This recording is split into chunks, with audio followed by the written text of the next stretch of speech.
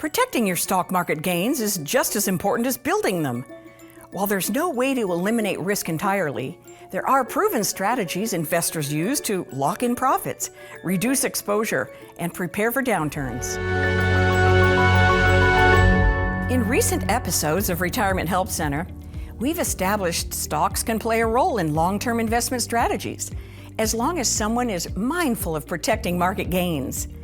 Employing a strategy with your advisor is a good idea. Once you have a gain, the secret in life is to preserve that gain, make sure you don't lose it back. So, and then we look at our age. As we're getting older and we have gains, we need to make sure those gains are here forever, or we need to make sure we use that money that we've gained. And that's when I start recommending anyone who's 52 and above, you're in what I call the financial red zone. That means you only have a few more years to work. You don't want to work at all. And so I recommend something called a GPI plan for a lot of people, especially when they have profits. So take your profits, put it in a GPI plan. Now the GPI plan, G stands for growth, P is protection, and I is lifetime income. So you can take some of your gains, put in the GPI plan. Now you get to share in the gains of the market when it's going up, and when the market goes down, you don't lose the money. So now you've put that line in the sand where you're not going to lose money. And then the magic happens when you decide to flip a switch, and it gives you a lifetime income you can never outlive, and it also gives your spouse a lifetime income if you're not here anymore. The beauty of that is, even if the balance goes to zero in your GPI plan, you continue to get checks until you pass away. A financial advisor pays close attention to several important factors when it comes to protecting market gains, focusing on risk awareness, consistency, and the discipline to stay on track when emotions run high. It's hard because you fall in love with stocks. It becomes a part of the family, like a family pet, and you don't want to get rid of it, even if it starts peeing on the carpet all the time. You want to keep it. So taming down the amount of stock you have a lot of times. You have a big gain, like I've said before. If you've doubled your money in a stock, sell half of it. Now you have no potential to lose money, because even if it goes to zero after that, you've already locked in your gain. Well, you've already locked in what you paid for it. So if it goes, and most stocks don't go to zero, there's some do, and we don't want it to go to zero with all our money in it. So that's why we recommend at least half. I've never seen anybody go broke when they take gains in the market. A stop loss or a trailing loss are techniques you can use to mitigate some risk. Your advisor may consider employing these tactics to maintain some control over your potential losses. This is a good topic because stop loss just means you have a number in your head that you don't ever want to lose any more than that. So let's say you bought a stock and it's gone up. So you bought it at 10, went to 20, 30, 40. Now it's at 50. And you say, gosh, I've had a really good return here. I sure don't want to go back down to 10. Let me put a stop loss at 45. It's at 50. So what the stop loss says is if the stock starts going back down, you don't have to be in front of the computer. Your brokerage account knows, or your broker knows, that as soon as it hits 45, it's going to sell all the stock. Then it goes to 44, 43, 42, doesn't matter, you're already out. Now, when can this backfire?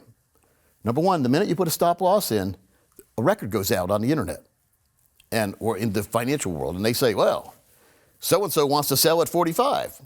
And so the market makers, there's the guys that buy and sell the stock and keep the price go moving and all that. They say, let's take it down to 44.90 and get all their shares and then bring it back up. So this has happened to me before. I had a stop loss in, went about my day. When I came home, I saw that the stock had sold at 45, let's say at 45.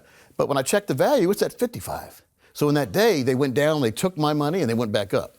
And so when you can do a mental stop loss, nobody knows about that, but you know exactly what's going to happen. So that makes a lot of sense sometimes because you never know what's going to happen in the market. So a trailing loss is if the stock is really going up, but you want to make sure that you think it's going to eventually go way back down. So every day you're upping that stop loss. You're trailing it. So now in that example right there, we said it was at 50 and I had a stop loss at 45. Let's say the next day it went to 55. Well, the trailing loss, I increased my stop loss to 50. So I'm trailing it. It makes a lot of sense. So you get to lock in your gains. But there are some games played on that, so be very careful. Nothing is sure-proof. And here's another thing. We had the flash crash about 10 years ago where the market went way down and came back up. Well, there's no guarantee that if my stop loss triggers that my stock will actually share at 45. All the stop loss does is tells the broker, as soon as it hits 45, I want you to sell it. So as soon as it hits 45, the broker starts saying, Pete wants to sell his shares. And then somebody finally at 35 says, I guess I'll buy them because the stock's been going way down like that. Remember that flash crash went way down and back up? So this again happened to a lot of people. They had stop loss at 45 and the stock went all the way down to 20. and they basically sold at 23, and when it came back the next day, the stock was at 60. Because if the flash crash went way down and came right back up like that. So you can get yourself in a lot of trouble if you don't know what you're doing. This is a super highway of professionals, and we always want to think we are because we have a computer. We want to think we're professionals. We're amateurs when we're playing around with our computer thinking we can beat Wall Street. Balancing risk and safety in the stock market and all across your investments is critical and a value we bring to every plan we create for our clients. I like to use a simple equation called the rule of 100. And basically, it's an equation, but I've got a cheat sheet. You want to know the cheat sheet? So you take your age, you put a percentage after it. So I am 59. 59% of my money should be in a safe place. When I turn 60, 60% of my money should be in a safe place, etc. Unless I'm a very extreme scaredy cat and I don't want any risk at all, then I can increase that. But it's a good rule of thumb because you need some of your money in the market or in real estate or somewhere where you have a chance of higher horsepower potential than are fixed investments or ones that tie your return to the gain of the market, but not the loss, but you don't get all the gain. So there are a lot of different strategies here. What I see the biggest mistake is people have way too much money at risk as they get older. If you have your proper diversification model and your proper risk and safety models, when the market's going down, you're not panicking because you know that you only have a certain amount in there and you know that your retirement's already in a safe place. So it enables you to take even more risk and put more money in when the market goes down because it's going to come back up eventually, but you don't need it to right away. It really is a 10-year cycle a lot of times for risk. So if you don't have 10 years to not worry about the money and not look at the money and not panic, it shouldn't be in the market to begin with. Make sure you partner with a team that can get you where you want to be in retirement. Coach Pete and the team at Capital Financial are ready to help plan for retirement and implement strategies to make your savings last. Take advantage of the no-cost, no-obligation financial review to understand the ins and outs of your retirement plan. A customized plan based on your wants and needs. Contact us today.